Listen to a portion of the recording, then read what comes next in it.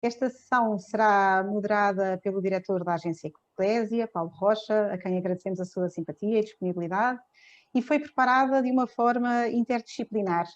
Contamos hoje com a presença dos professores António Cortês e Joana Arnaud, da Escola de Lisboa da Faculdade de Direito, da professora Joana Silva e da doutora Filipa Pires de Almeida, da Católica Lisbon School of Business and Economics, da professora Ana Oliveira, da Faculdade de Ciências Humanas, e do professor Ricardo Reis, diretor do Centro de Estudos e Sondagens de Opinião da Universidade Católica e também docente da Católica Lisbon School of Business and Economics.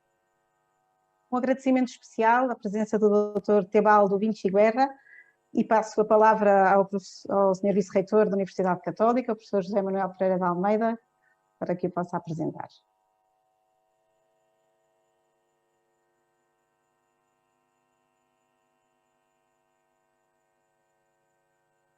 Muito obrigado, Rita. Aproveito para sugerir que conseguisses que alguém nos libertasse das campainhas que se ouvem sucessivamente, sem cessar. Eu não tenho a certeza, porque não tenho no meu ecrã o Dr. Vinci Guerra, mas se me dizem que ele está, eccolo. Buongiorno. Buongiorno, professor. Tebaldo Vinci Guerra è ufficiale del Dicastero dell'Ufficio Ecologia e Creato del grande Dicastero della Commissione, che per dire in portoghese è o grande ministério que se ocupa da pastoral social e das migrações e se chama para o desenvolvimento umano integral. Gli abbiamo chiesto, grazie per la sua presenza, una piccola introduzione, direi qualche minuto, sui oggettivi della Laudato Si e le loro pretese. La parola a lei, grazie. Grazie mille per questa introduzione in italiano, but shall I use English, italiano? In English, please. So again, thank you very much. It has been a pleasure really being with you, and thank you for welcoming me in Italian. Everything was much easier. Congratulations to the organizers for having this year-long program on the encyclical letter Laudato Si. Thank you for having me. And I understood that many university students are following this webinar. So it makes sense to briefly introduce myself from a university perspective. So I studied political science and international studies, then worked as a researcher on ecological challenges for the Ministry of Defense of Italy. I spent 2 years as a project manager in the Archdiocese of Lima, Peru, again on environmental issues. And then, after some experience with a Catholic charity, an NGO in Paris, I joined the Holy See in 2011, where I'm working above all on water, energy, mining, agriculture, oceans. So all these topics related to the Sustainable Development Agenda, to the Holy See diplomacy, to the teaching of the popes, to the Catholic social teaching. Your diversity is great. I understood that many students are here from management, economics, law, theology, international relations, health, philosophy, etc. So please, this would be my first call, a first proposal, read Laudato Si. And my second proposal is read Laudato Si. So the conclusion is read it twice.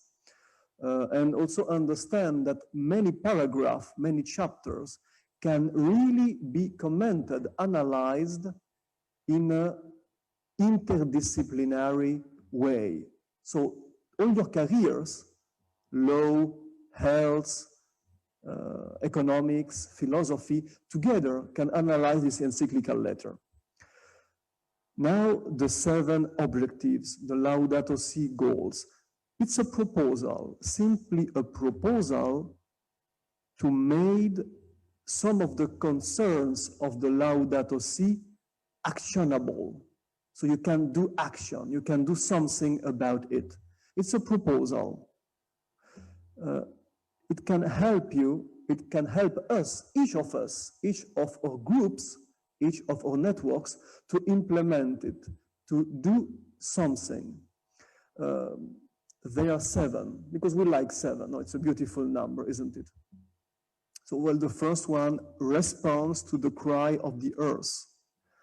The second, response to the cry of the poor. So it's also about the human life from conception to death, all forms of life on earth.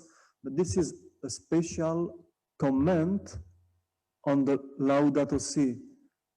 There can be no ecology without adequate anthropology. You need it. It's a cornerstone, a key pillar. No ecology without adequate anthropology. The third one, ecological economics. Read it carefully. Sustainable production, ethical consumption, ethical investments. What does it mean? Ethical consumption, ethical investment. How can I measure it? So the purpose is not measuring the ethical consumption. There is a higher purpose. Nevertheless, how can I describe my consumption, my investments, my production as being ethical? Number 4, adoption of simple lifestyles. Sobriety, read it carefully, sobriety in the use of resources and energy. What is sobriety? Are you ready to understand the implication of sobriety? Especially if we have in mind the paragraph of the encyclical letter Laudato Si about the ecological debt, the commercial imbalances between the North and the South, the richer and the poorest. What is the meaning, but how can it be sustainable? So what it means, sobriety? It may not be a choice. It may be a necessity. Number 5, ecological education. So rethink, redesign education curricula. So many schools, many universities are working on it, as you are for sure. Please remember this leitmotif of the encyclical letter. Everything is interconnected.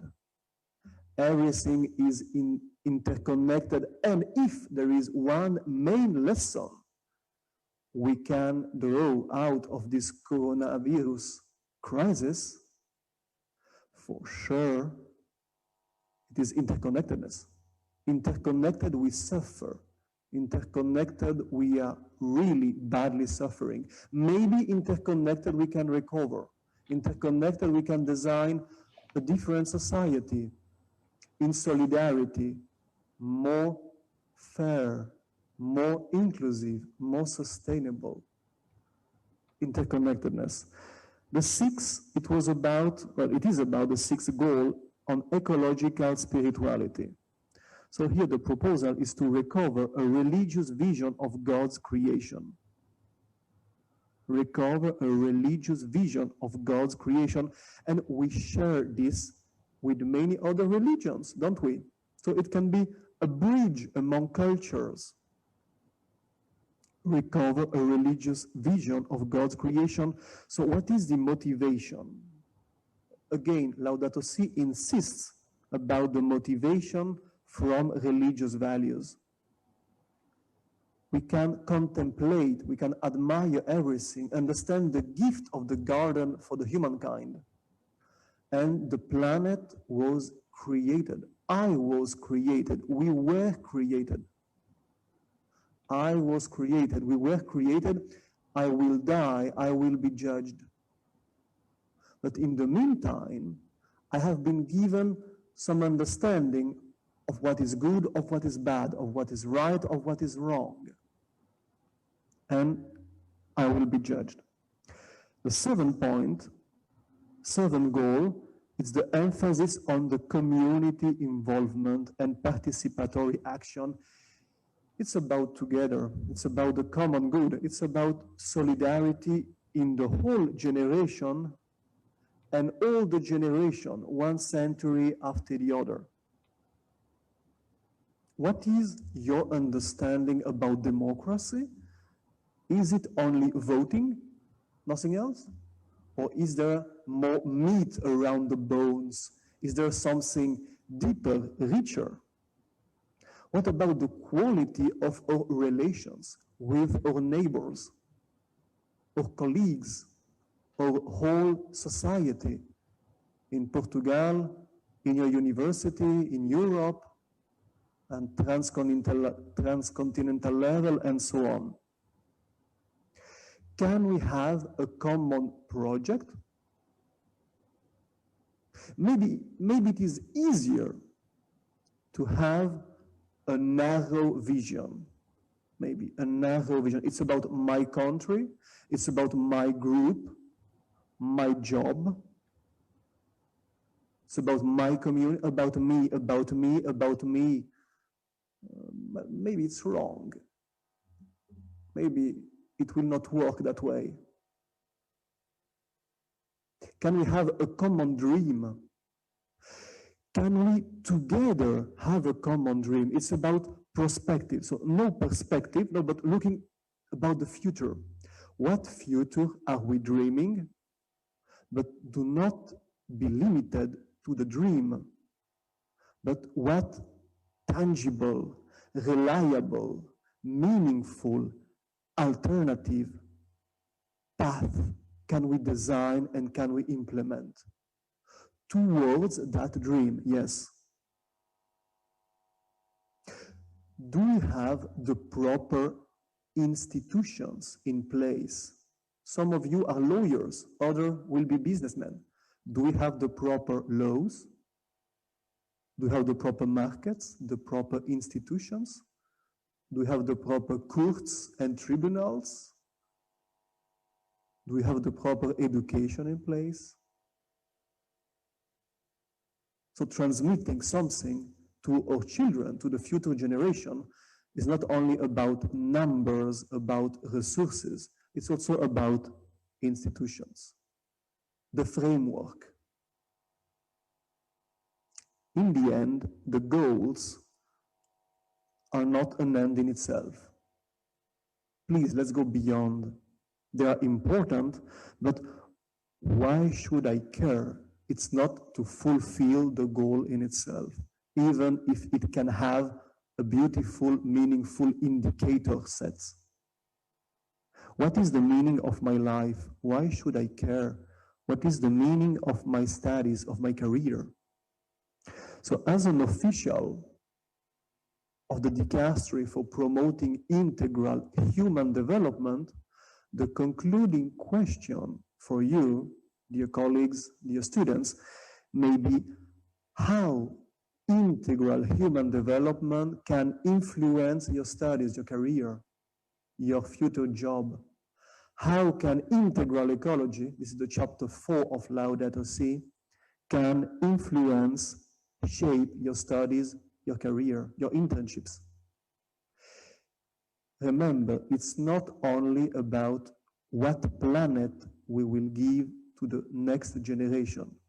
It is also about what next generation and what institution we will give to the planet. So it has been really a pleasure. This talk obviously may need more time, but maybe in future, who knows? For the moment, all my prayers, all my best wishes from Rome for a rich webinar. And thank you again. Buon proseguimento, buon lavoro. Thank you. Grazie. Muito obrigado, dizemos em português, Dr. Tebaldo, por esta grande introdução ao nosso debate e que nos compromete, de facto, no sonho comum, um caminho comum que não é facultativo, como dizia, mas é necessário. E por isso o objetivo deste debate, desta partilha, é vermos o compromisso e o envolvimento de várias escolas da Universidade Católica nesta causa comum. E por isso a palavra a 5 professoras e professores que estão envolvidos nesta defesa da casa comum.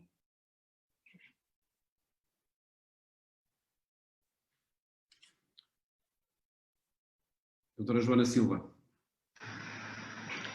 Muito bom dia. Meu nome é Joana Silva, eu sou professora associada na Católica Lisbon School of Business and Economics desde 2019. O trabalho que tenho vindo a desenvolver é principalmente na área da economia aplicada, com foco na pobreza, na desigualdade, na mobilidade social, no crescimento económico e na inovação. A minha investigação usa dados, microdados, dados granulares de programas do governo ou de estatísticas nacionais de países desenvolvidos e em desenvolvimento para medir os efeitos dos programas sociais, das reformas económicas, o impacto que tem nas pessoas e nestes indicadores.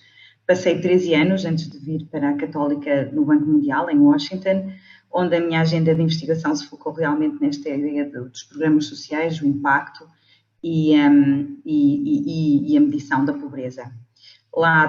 Fui para lá depois de terminar o meu doutoramento e, para além de produzir alguns artigos científicos e liderar áreas de estudo, também trabalhei em aconselhamento de vários governos e vi a complexidade destes problemas na primeira pessoa. Agora, na Universidade Católica, esta ideia de contribuir para a prosperidade coletiva, para uma economia que cria valor económico, mas também um impacto social, construímos um centro Prosper, Center of Economics for Prosperity, que lidero, e que tem exatamente este objetivo de contribuir através de investigação científica para esta economia que gera impacto social. Muito obrigada. E também da área da economia, a doutora Filipa Pires de Almeida. Muito bom dia a todos. Eu chamo-me Filipa, também trabalho na Faculdade de Economia e Gestão da Católica, em Lisboa, e estou num centro, que é o Centro for Responsible Business and Leadership, ou Negócios Responsáveis e Liderança, cujo principal objetivo é trazer esta agenda do impacto e do desenvolvimento social e económico para aquilo que é o core, o centro da estratégia das empresas. Portanto, o centro da professora Joana é voltado para trazer esta mudança para as instituições e também para o setor público, e nós muito centrados nas empresas. E também faço parte do grupo da Economia de Francisco, inspirado na Laudato Si, e que levará ao longo do próximo ano e até novembro de 2021 vários jovens economistas e economistas mais velhos a um encontro com o Papa para repensar o futuro da economia. E agora um outro envolvimento pessoal e de outra área do saber, professor António Cortês, do Direito.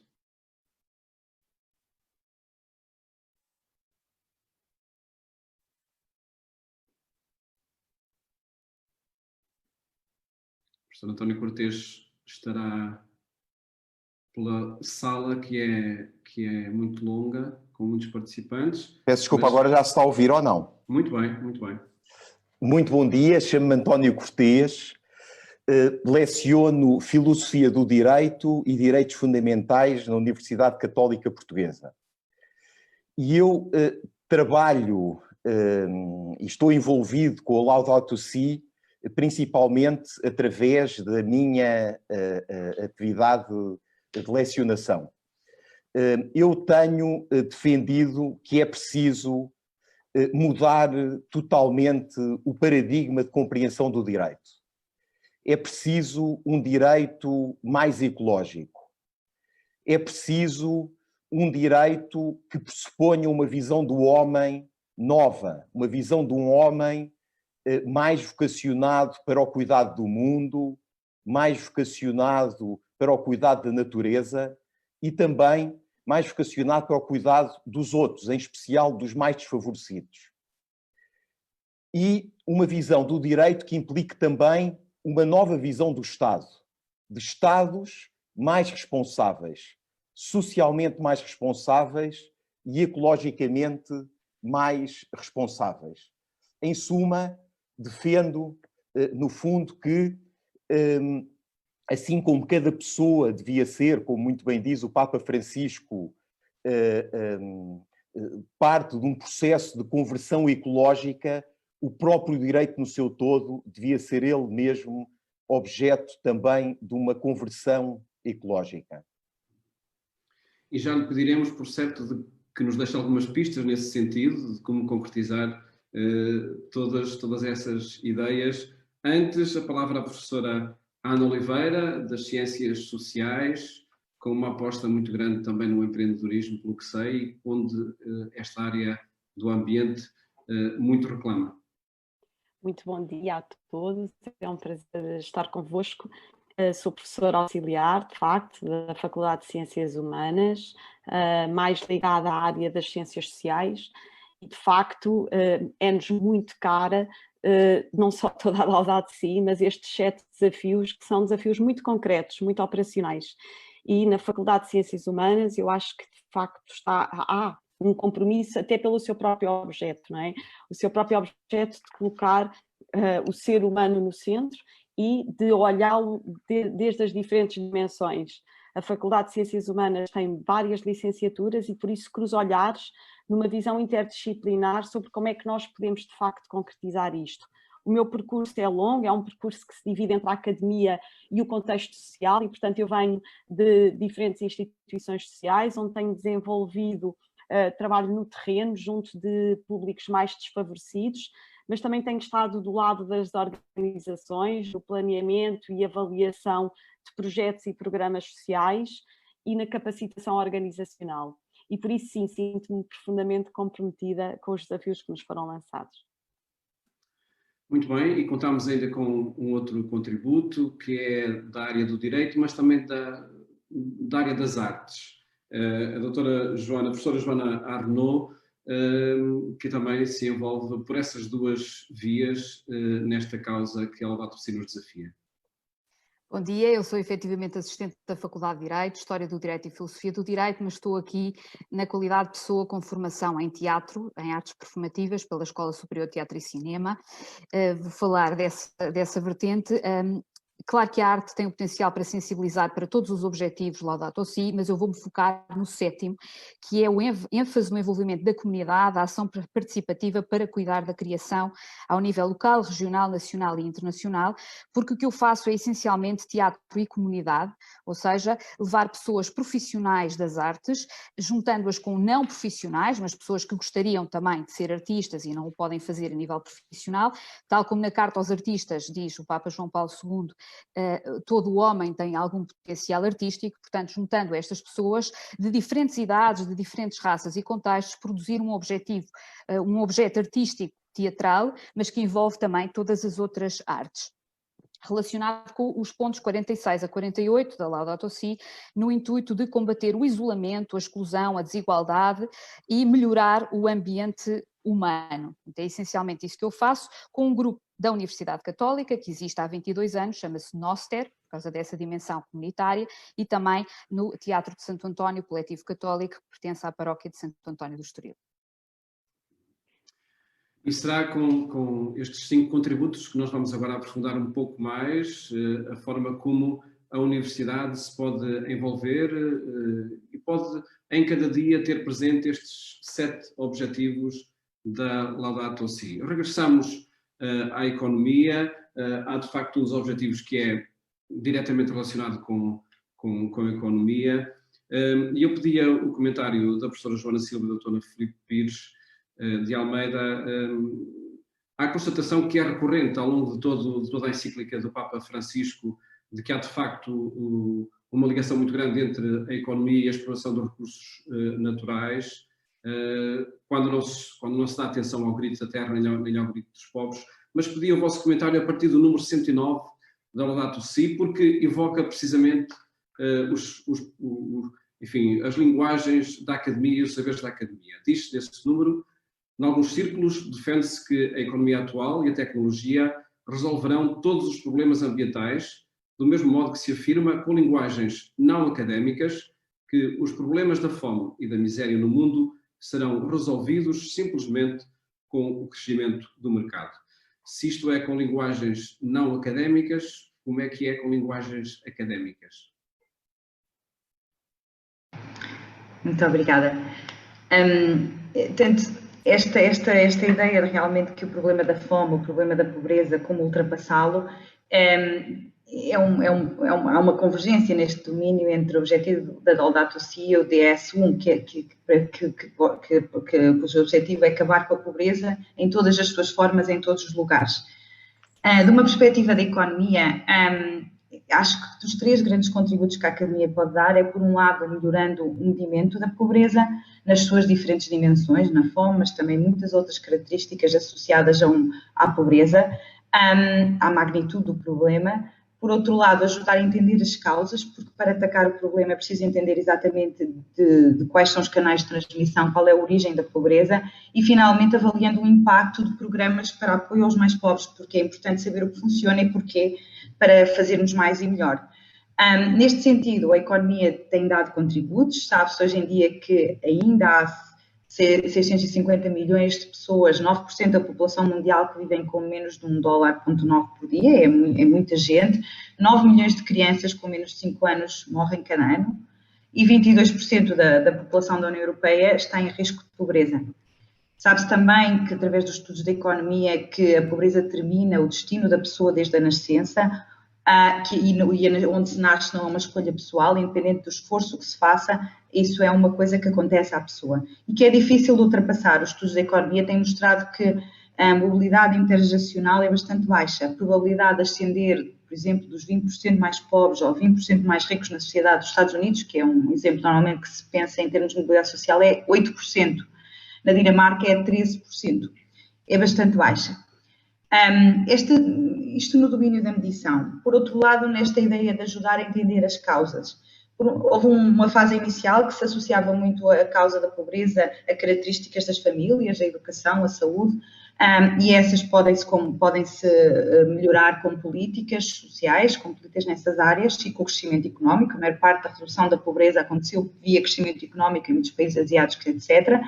Mas também há uma visão complementar agora que o lugar onde a pessoa está importa muito.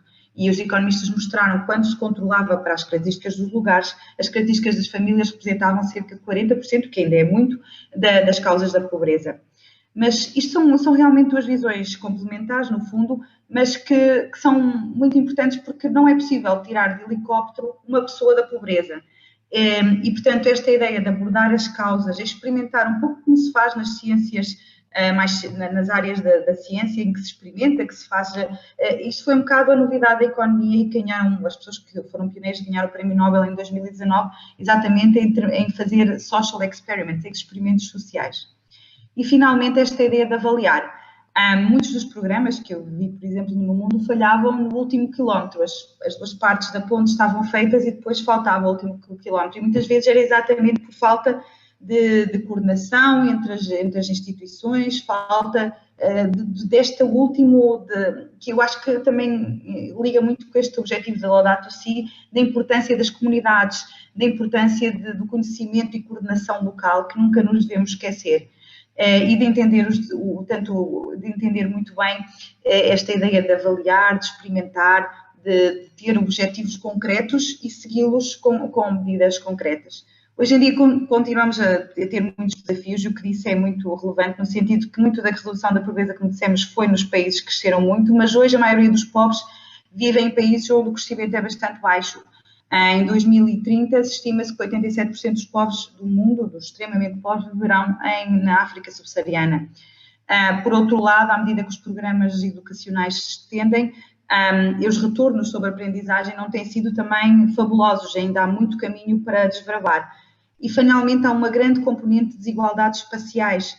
Sítios muito perto têm realidades muito, muito diferentes e a pessoa viver num lado ou noutro de uma zona tem retornos muito, muito importantes em termos do seu padrão de vida e das suas dinâmicas.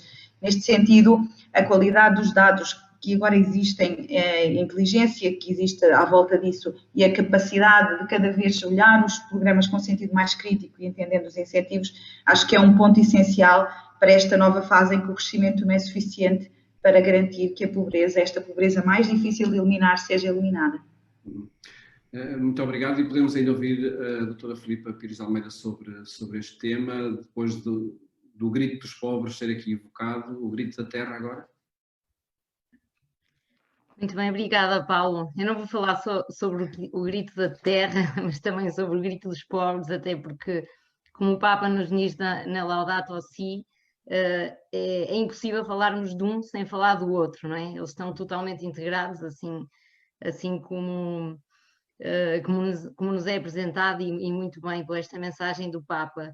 E realmente e falando um bocadinho de um ponto de vista prático daquilo que também é o meu trabalho na Católica, no Centre for Responsible Business, a nossa visão é esta, que o grito dos pobres e da terra é urgente e chama por nós também no mundo dos negócios, porque o Papa diz-nos também na Laudato Si, descreve a atividade empresarial no ponto 129 como uma nobre vocação orientada para produzir riqueza e melhorar o mundo para todos. E depois mais à frente diz, é uma parte imprescindível do serviço ao bem comum. E o que nós temos visto nos últimos talvez 50 anos do desenvolvimento económico é que a atividade empresarial muitas vezes não contribui para este bem comum, tem vindo a contribuir sim para a crescente desigualdade entre as pessoas, e é esta crescente desigualdade, apesar do aumento de riqueza, que nós, como cristãos, e mais do que cristãos, todos os economistas, desde cristãos a ateus, não devemos permitir, porque fere a dignidade humana. Portanto, o crescimento económico, como dizia no ponto que o Paulo nos apresentou, não é, na verdade, suficiente para acabar com a pobreza, e nós no Centre for Responsible Business temos vindo a fazer precisamente isto é, ajudar as empresas a fazer esta transição que já é óbvia nos mercados, de que a concentração apenas no lucro não gera riqueza no longo prazo, gera desigualdade económica e gera pobreza para a própria empresa, porque as empresas que se orientam para uma atividade que serve todos os seus stakeholders, numa linguagem mais corrente, de todas as partes interessadas, desde os colaboradores aos clientes, aos fornecedores e à comunidade envolvente, são efetivamente, e a ciência já nos diz isto, mais lucrativas do que as outras no longo prazo. Portanto, neste centro da Católica temos vindo a ajudar as empresas a perceber isto. Então, se é mais lucrativo trabalharmos para o bem da sociedade no longo prazo, então vamos fazer esta transição estratégica e, portanto, isto também nos dá muita esperança, como nos dizia o Dr. Tebaldo, de que podemos ter verdadeiramente um sonho comum, que hoje em dia é suportado também pela ciência económica e que nos mostra que a orientação para o lucro é pouca, é fraca e não gera prosperidade económica no longo prazo, e por isso este sonho comum é-nos apresentado não só pelos objetivos da Laudato Si, mas também por uma agenda que nós vamos trazer aqui hoje, que também são os objetivos do desenvolvimento sustentável e que são a única linguagem universal que nos pode, além dos objetivos da Laudato Si, que nos podem encaminhar na próxima década para um desenvolvimento plenamente integral. Nada melhor do que colocar esse sonho desde o berço dos futuros empresários, dos futuros economistas, como pode acontecer nas escolas de ensino superior de economia. Vamos para outra área do saber e para aqueles novos horizontes do direito de que o professor António Cortês nos desafiou na sua apresentação inicial, até porque na Laudato Si o Papa também o afirma, diz no número 53, torna-se indispensável criar um sistema normativo que inclua limites invioláveis e assegure a proteção dos ecossistemas, antes que as novas formas de poder, derivadas do paradigma técnico-económico, acabem por arrasá-los, não só com a política, mas também com a liberdade e a justiça. Que desafio é este de um novo sistema normativo, professor António Cortês? Ora bem, essa passagem da Laudato Si é muito importante, porque ela chama a atenção para a importância, no fundo chama a atenção para a importância das leis e do direito no cuidado da casa comum. A educação ambiental, a cidadania ambiental, a espiritualidade ecológica, tudo isso é importante, mas não é suficiente. É efetivamente necessário um sistema normativo que garanta os valores ambientais.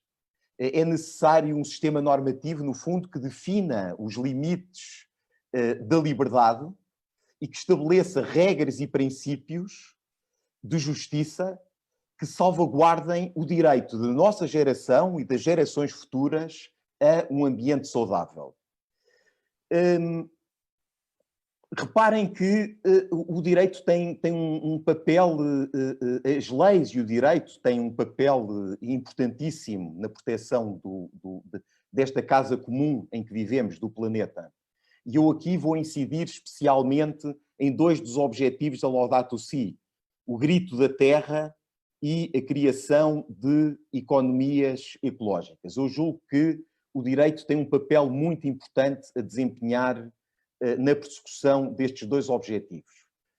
É o direito que define quais é que são as substâncias industriais e agrícolas poluentes que devem ser proibidas, por exemplo, que define a quantidade de gases com efeito de estufa que pode ser lançada para a atmosfera. É o direito que define os habitats e as espécies da fauna e da flora que devem ser protegidas. É o direito, por exemplo, que define as regras de segurança para evitar os devastadores incêndios florestais. São as leis que regulam o destino dos lixos. São as leis que tributam de uma forma mais pesada ou mais leve o uso de determinadas fontes de energia, a produção de determinados produtos, o consumo de determinados produtos. É o direito que impõe que se façam estudos de impacto ambiental em determinadas situações e, em última análise, é o direito que pode promover políticas públicas que criem economias sustentáveis, economias ecológicas.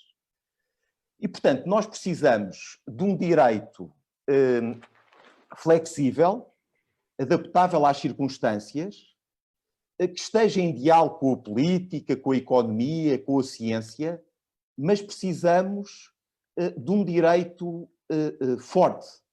É esse o apelo, no fundo, da passagem da Laudato Si que o Paulo citou. É esse o apelo. É uma passagem que se insere no contexto do apelo que o Papa faz a nós reagirmos face à fraqueza das reações em face do grito da terra. Ora bem, é preciso um direito forte porque nós estamos perante uma crise grave e são urgentes soluções. Não devíamos compactuar, por exemplo, com atitudes como a de governantes como o Sr. Trump, que numa total irresponsabilidade pretende abandonar os acordos de Paris sobre alterações climáticas. O direito não devia compactuar com atitudes irresponsáveis como a do Sr. Bolsonaro, que está a permitir a destruição da Amazónia. São precisos novos pactos internacionais. Por exemplo, era muito importante haver um acordo internacional promovido pelas Nações Unidas relativa à saúde dos oceanos. Os oceanos são 3/4 da face do planeta Terra. Um acordo, por exemplo, que estabelecesse que 30% do oceano devia ser protegido por áreas marinhas protegidas. É preciso um direito que leve a sério os 4 grandes princípios do direito ambiental: o princípio do poluidor-pagador, o princípio da prevenção, o princípio da precaução e o princípio da utilização racional dos recursos naturais. Em suma, é preciso um direito que ataque de frente a raiz ecológica, a raiz humana da crise ecológica. Essa raiz humana da crise ecológica foi muito bem identificada pelo Papa Francisco na encíclica ao referir-se ao paradigma tecnoeconómico.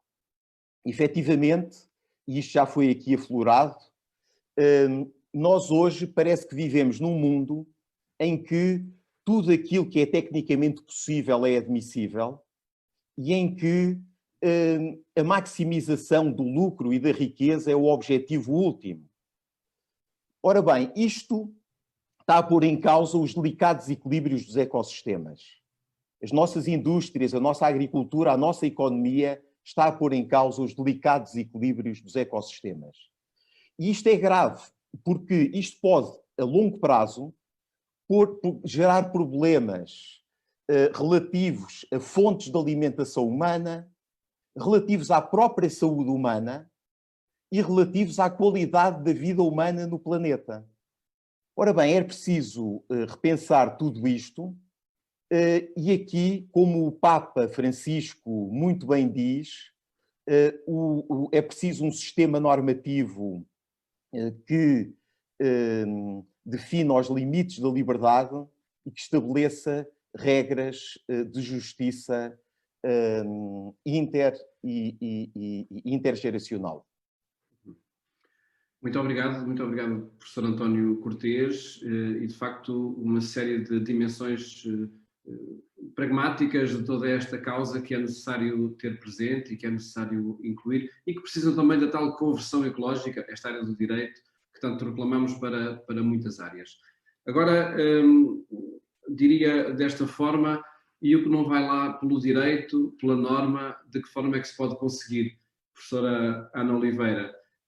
Isto porque o comentário que lhe pedia para fazer a esta causa e o envolvimento também da Universidade nesta causa tem muito a ver com essa conversão ecológica e com a educação que é necessário também promover neste sentido. Citavam o número 211 da Laudato Si, onde o Papa afirma: é muito nobre assumir o dever de cuidar da criação com pequenas ações diárias e é maravilhoso que a educação seja capaz de motivar para elas até dar forma a um estilo de vida. Este estilo de vida é o que todos procuramos, acredito. É verdade. Muito obrigada, Paulo. É um bom desafio de reflexão em curto espaço de tempo, mas possível. Eu começava só por até tentar repegar numa pergunta que nos foi deixada logo no início, que é se podemos ter um sonho comum. E esta é a grande pergunta. Podemos ter mesmo um sonho comum? Podemos implementá-lo? É que sonhos que não se concretizam são lindos, mas são sonhos. E este sonho traz consigo um desafio, que é, vamos construí-lo? Na Faculdade de Ciências Humanas, eu acho que a riqueza é precisamente esta multidimensionalidade com que se olha à realidade. E desse ponto de vista também a educação. Já lá vou. Mas se nós, de facto, cada vez mais nos damos conta de que os problemas não se resolvem só por si, nem só com uma área de saber, então temos que, se calhar, reposicionar-nos todos de outra forma. E esta é a primeira questão. É a questão da multidimensionalidade, da flexibilidade e transversabilidade das respostas. E cada vez mais, nós, como ciências humanas, claro que temos, por um lado, estamos no coração da realidade, conseguimos compreendê-la a partir das suas diferentes dimensões, percebemos que vivemos grandes crises, eu diria que vivemos 5 grandes crises, não é? A biológica, a ambiental, a económica, a social, a da identidade, que de facto nos move, mas também percebemos que estamos todos interconectados e que, se eu der uma resposta, se calhar não é suficiente para resolver as questões que se nos colocam. Do ponto de vista da educação, nós estamos chamados a olhar inclusive para aquilo que são os nossos programas, para aquilo que são, deixem-me dizer, as nossas aulas, para aquilo que são, de facto, até a forma como nós construímos as nossas formações, para poder perceber se estamos ou não a ser capazes de formar homens e mulheres novos. Alguém dizia, é uma nova geração de que estamos a falar, e essa nova geração está nas nossas mãos. Está nas nossas mãos, na forma como nós o estudamos ou não, de um olhar que seja um olhar mais transversal sobre a realidade e sobre eles próprios. Sejam capazes de questionar primeiro a eles, para depois poderem questionar a relação que têm com os outros e depois a relação que têm com o mundo. E dessa forma, ter incidência social, deixe-me dizer assim. A incidência social não vem apenas das ciências sociais. E como nos dizia a Filipe, e muito bem, e a Joana já nos mostrava isso, e agora o António, com o seu olhar, é que a incidência social vem a partir de nós próprios, da forma como eu me posiciono desde a minha formação e olho para a vida e depois concretizo. A grande, para mim, mais-valia daquilo que é o convocar as ciências sociais e humanas nesta dimensão, é precisamente por colocar o ser humano no centro e depois, a partir da natureza do seu objeto, ir convocando diferentes saberes e utilizando o método da pluridisciplinaridade e da interdisciplinaridade, dizer assim, então como é que nós vamos resolver isto? É um sentido muito prático da coisa. Como é que nós vamos resolver isto? E a grande questão que nós temos que nos colocar é se as competências que nós estamos a dar aos nossos alunos são competências que lhes permitam ter esse posicionamento. Como é que estão os nossos programas formativos? Como é que estão os programas das nossas cadeiras? Como é que estão as nossas metodologias? Como é que nós, de facto, nos comprometemos com a sociedade a partir da universidade?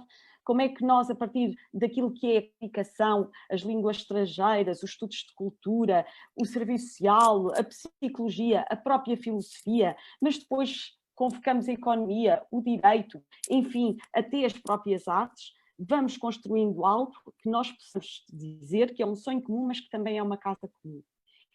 E, claro, para mim, a concretização vai ser o segredo. Ou seja, o que nós tentamos, e agora na Faculdade de Ciências Humanas tem sido muito esta a preocupação, que é como é que nós criamos espaços de debate, espaços de análise crítica, espaços em que os próprios estudantes e os próprios docentes e os próprios colaboradores da universidade possam efetivamente perceber que vivem num mundo maior que eles próprios. E nesse mundo maior se cruzam e se entrecruzam, de facto, muitas dinâmicas e que nós temos que ser capazes de as interpretar. Eu acho que o contexto que nós vivemos já é por si desafiante e traz-nos e acresce, nesse sentido, mais àquilo que são os 7 desafios da Laudato Si. Sem dúvida que é um grande desafio pensar o ambiente da universidade como uma casa comum e aí cultivar estes objetivos da Laudato Si, essa interdisciplinaridade que, desde logo também, como saudava o Dr. Tebaldo no início, é o caminho, não é? É o caminho. Temos mais uma dimensão ainda para partilhar nesta sala virtual, que é precisamente a dimensão das artes, onde podemos encontrar talvez o despertar para causas que por vezes estão escondidas e que nos imergem assim no nosso cotidiano por uma qualquer atitude ou momento mais performativo. A professora Joana Arnaud, como ela disse no início, tem essa formação e sobretudo experiência na área das artes, através do teatro, e eu ia lhe pedir que partilhasse connosco o contributo que nós podemos encontrar aí, também a partir de um número da Laudato Si, que é o número 215, onde o Papa diz: prestar atenção à beleza e amá-la ajuda-nos a sair do pragmatismo utilitarista, que não se aprende a parar a fim de admirar e a apreciar o que é belo, não surpreende que tudo se transforme em objeto de uso sem escrúpulos. Que meio poderemos ter aqui em olhar a casa comum como a beleza?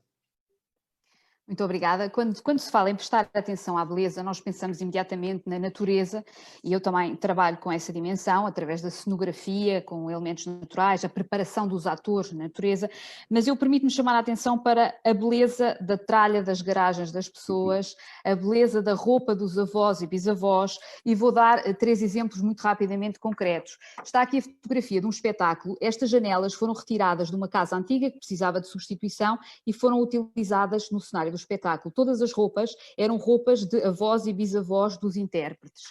Portanto, isto para combater a cultura do descarte, tão falada na Laudato Si, e promover a reaproveitação e a reutilização.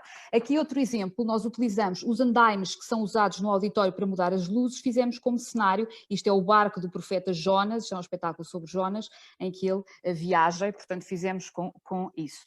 E finalmente, um espetáculo que fizemos dentro da igreja, apenas com os objetos que estavam na igreja, rearranjados, mas reutilizando-os. E, portanto, chamar a atenção para este aspecto que pode ser utilizado na arte. O teatro é uma arte muito ambivalente, joga com todas as outras artes, que agora até são 11, portanto, até mesmo com as artes visuais, digitais, fotografia, videojogos, escultura, pintura, portanto, e tudo isso na dinâmica da beleza nas coisas que já existem e que podem ser cada vez mais reaproveitadas. Só aproveitando este tempo, permite-me, no âmbito da comunidade e do teatro e comunidade, não resisto a deixar de mencionar que existem senhores padres que são médicos, senhores padres que são atletas, e eu tenho aqui senhores padres que são atores, é o padre Paulo Malícia, aqui também com um elemento natural no cenário, que é uma romanceira, e o senhor padre José Paulo Machado, também padres que eu pude encenar e que são belíssimos atores, e portanto toda a comunidade pode intervir nos objetos artísticos e através deles promover a melhoria do ambiente humano a nível natural e a nível social. E perguntava-lhe ainda, porque nós, enfim, esta questão da beleza do criado, nós admirámos-lo muito em fotografias, em selfies, em pôres de sol extraordinários, mas como é que podemos mudar o paradigma de não querermos, não admirarmos só a fotografia, mas cuidarmos desse ambiente que é fotografado?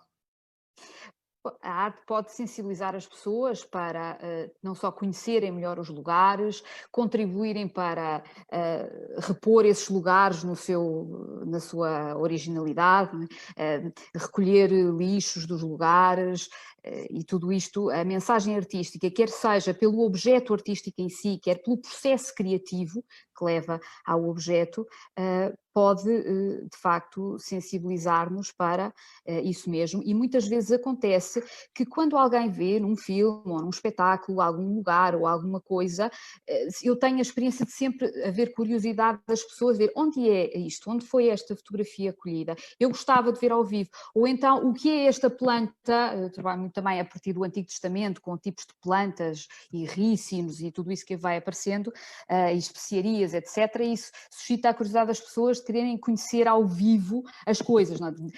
É certo que as pessoas veem muito por fotografia, mas quanto mais nós isso fizermos, e depois também há uma coisa muito interessante na arte, que é o chamado site specific, que hoje em dia está muito em voga, que é produzir o espetáculo num lugar não convencional, em vez de ser dentro de uma sala de espetáculos, levar as pessoas para qualquer lugar. Agora, espetáculos recentes do verão é muito próprio para isso, não é? As pessoas poderem assistir a um espetáculo, a um concerto, nos lugares e, portanto, estarem lá ao vivo e a cores. Claro que para os artistas é um trabalho acrescido produzir nestes ambientes. É sempre mais difícil, aqui não tínhamos ilusões, mas é também mais desafiante e acho que cumpre aquilo que o Paulo referiu há pouco. Aproveito para só chamar a atenção de um festival chamado Todos, que ocorreu agora este fim de semana, mas ocorre sempre em setembro, tem a preocupação de melhorar o ambiente da comunidade, a inclusão, portanto, eles não só a nível dos espetáculos, mas como o público que vão buscar, para incluir a comunidade migrante e imigrante na cidade de Lisboa e, no fundo, combater a desigualdade, lutar pela inclusão, e esses espetáculos também costumam ter site específico e preocupação de mostrar o património arquitetónico de Lisboa às pessoas que não são sequer portuguesas e, portanto, cada vez mais temos produção a este nível. Deixo aqui publicidade ao Festival Todos. Uma boa causa, sem dúvida. E como vimos, são muitas pistas que encontramos neste caminho que podemos percorrer a perseguir esse sonho comum do cuidar da nossa casa. Nesta apresentação de propostas que existe a partir das várias escolas da Universidade Católica Portuguesa, vai existir agora uma ferramenta que tornará possível monitorizar aquilo que vai acontecendo. É uma plataforma católica Laudato Si, que está a ser desenvolvida e que vai tornar todo este percurso e todo este sonho comum, vai mostrar que ele é real todos os dias, não é? E que cada dia se pode concretizar. O professor Ricardo Reis está a coordenar este trabalho e pedi-lhe então para nos apresentar esta plataforma católica Laudato Si. Bom dia a todos, ou boa tarde, nesta altura. O meu nome é Ricardo Reis, sou diretor do Centro de Sondagens da Católica e estava aqui a tentar partilhar convosco rapidamente uma apresentação que eu espero que consiga pô-la no ar o mais rapidamente possível. Esperem aí. Já está, Ricardo. Já está, não está? Sim. Deixem ver se ficou melhor assim até. Ora bem, de facto nós temos vindo a trabalhar ao longo destes últimos 3 anos no Centro de Sondagens com uma preocupação muito grande, que é muito difícil fazer sondagens se nós não sabemos onde estão as pessoas. E uma das dificuldades que tínhamos era precisamente encontrar neste contexto, os portugueses, para saber as opiniões que teriam num conjunto de dimensões. Para nos aproximarmos dos portugueses, precisamos de mediadores societários ou mediadores sociais, que é uma coisa que, aliás, a doutora Vinche Guerra chamou a atenção na sua apresentação. Ora, aquilo que optamos por fazer, aproveitando a onda dos Objetivos do Desenvolvimento Sustentável que as Nações Unidas lançaram, foi precisamente aproveitar a dinâmica de transparência de indicadores que existem em Portugal ao nível local e remetermos a medição do desenvolvimento sustentável a esse nível local. E criamos uma iniciativa que chamamos o CESOP local, onde medimos as 17 Objetivos das Nações Unidas com vários indicadores que foram criados. É nosso objetivo também fazer evoluir essa medição, por exemplo, para aquilo que acontece dentro da universidade e ter os 17 Objetivos do Desenvolvimento Sustentável das Nações Unidas medidos também ao nível da universidade, representando assim um repositório daquilo que vem a ser as ODS, os Objetivos de Desenvolvimento Sustentável, dentro da universidade. É neste contexto que esta iniciativa dos 7 Objetivos da Laudato Si se acrescentam, e eu diria que se acrescentam, mas também informam os outros objetivos, numa visão que nos faz muito mais sentido no alinhamento de valores com a instituição, com a universidade. E, portanto, eu diria muitas vezes, e estamos a dizer muitas vezes, que agora já não temos 17 objetivos, temos 24, os 17 das Nações Unidas e os 7 da Laudato Si. Mas, de certa maneira, estes 7 objetivos da Laudato Si levantam desafios muito maiores. É nesse sentido que vamos fazer um duplo acrescento, diria eu, ao nosso trabalho, que é, desde logo, um repositório daquilo que são as iniciativas da universidade, não apenas nos 17 objetivos, mas também nestes 7 objetivos da Laudato Si, e é este site, ou esta configuração daquilo que estamos a pensar fazer, acrescentando então a Laudato Si e os seus 7 objetivos aqui, com uma página introdutória, onde vamos pôr um link para a encíclica, sendo que eu, depois de ouvir o Dr. Vinche Guerra, estava a achar que devia pôr 2 links para a encíclica, que é para a leitura passar a ser dupla, e nós lemos 2 vezes a Laudato Si, porque de facto é importantíssimo que isto possa ser feito. Além desta introdução e da descrição dos objetivos, uma das coisas que queríamos fazer era um repositório de boas práticas a nível global e, portanto, montar uma lista de casos que espelhassem esses 7 objetivos em boas práticas. E uma outra parte muito importante era trabalhar em conjunto com o Vaticano ou com as instituições que nos sugiram, ou, enfim, avançando o mais que consigamos com os nossos meios e recursos, no sentido de fazer uma coisa que, aliás, o Dr. Vinche Guerra nos lançou logo no princípio. Que bom que esteja aqui uma universidade, porque é importante o vosso trabalho dedicar-se também a estes objetivos, e ele usou a expressão medindo-os da melhor maneira possível. Essa medição é importante até para percebermos caminhos e situações onde nós estamos e deixarmos um conjunto de atividades que nós temos a tendência a fazer, e aqui em Portugal cada vez mais, que é deixarmos o mundo do achismo e passarmos para o mundo do sabismo, não é? Do saber. Nós éramos um país de descobridores, agora somos um país de achadores. Temos que voltar a este sentido de descobrir e saber aquilo que está a acontecer. Estas eram, muito sumariamente, as nossas ideias e um desafio a toda a universidade, que nos façam chegar aquilo que são as iniciativas que possam ter em prática nestas matérias, não apenas dos 17 Objetivos das Nações Unidas, mas também os 7 Objetivos da Laudato Si. E, de facto, uma forma de ter, em cada dia, ter estes objetivos presentes, não só na sua formulação e teoricamente, mas no cotidiano, em todos os dias, naqueles atos, por certo, mais comuns de cada dia. E este é o desafio maior, acredito, que é transformar estes objetivos, transformar a encíclica do Papa no tal estilo de vida que nós temos todos os dias, connosco, na nossa família, no nosso ambiente de trabalho, na universidade também, e na formação daqueles que serão os líderes do amanhã. Muito obrigada. Muito obrigada, Paulo. Muito obrigada a todos os que nos acompanharam. É 13h, cumprimos a nossa hora. Relembrar que ainda estão em aberto as candidaturas para o concurso de fotografia Cuidar da Casa Comum até ao dia 30 de setembro e agradecer uma vez mais a vossa presença. Muito obrigada a todos.